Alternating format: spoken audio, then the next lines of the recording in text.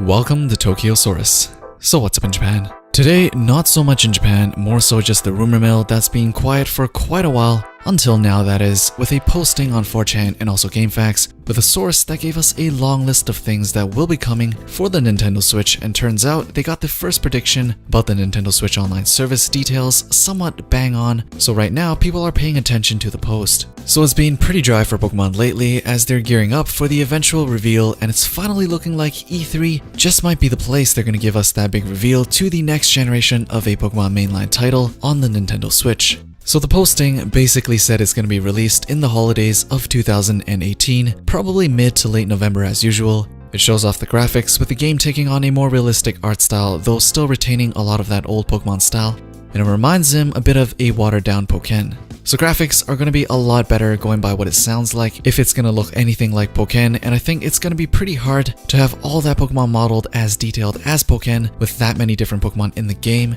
So it makes sense that the game is looking like something in between Pokken and the old Pokemon games on the 3DS. Now, compare this posting to the GameFAQs post, which described Pokemon for the Switch as a new take on Red and Blue and features graphics that are midway between Sun and Moon and Pokken. Now this coincides with another leaker claiming to be a translator for the game's script and has been posting various information around the internet since earlier this year. But it's interesting because they actually mentioned in their latest May 10 post about Palatown, which if you haven't played the original Red and Blue, was the hometown of the protagonist and the very first town you ever stepped foot in for the game. And in the rumor, they mentioned that hundreds of years ago, this submerged town gave birth to one of the most famous trainers of all time. Its name was Palatown.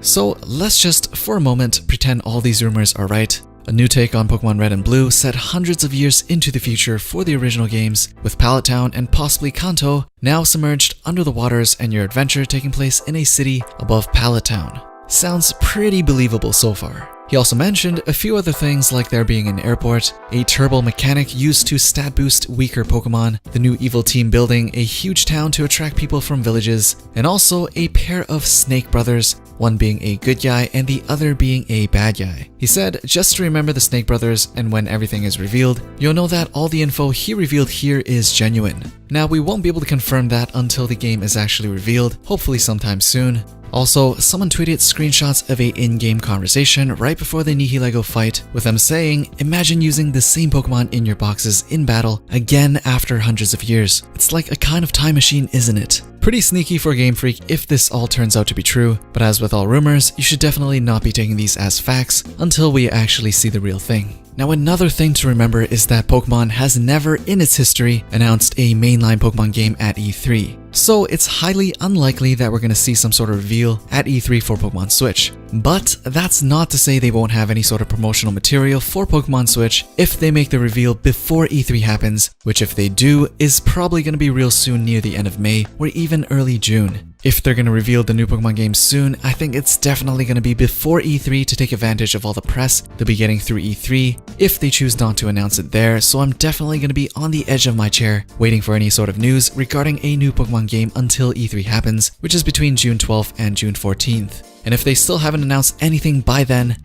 I'll relax for a while. Now, if what the second leaker posted was true, they started moving the translation team to the international website content for the planned upcoming updates, which is usually a sign for something big happening soon. So if this guy is right and there is going to be a big reveal soon, it's highly likely it's going to be between now and June. Now again, as with all things in development, things can go wrong at any moment, decisions can change, you just never know, and that's why these announcements haven't been confirmed yet, because they're still in the works. So don't get your hopes up too high, but you know, you can keep your eyes out just a little more than usual. Anyways, that is it for Pokemon on the Nintendo Switch for now. Would you be down for Palatown to come back in the next Pokemon game for the Nintendo Switch? And more importantly, if it is true, do you want to see a new take on Pokemon Red and Blue as the first truly next generation Pokemon game? As usual, let me know down in the comments below. Don't forget to thumbs up before you leave, subscribe and hit that bell for notifications if you want to be updated with the latest going on in Japan. And I'll see you guys in the next one.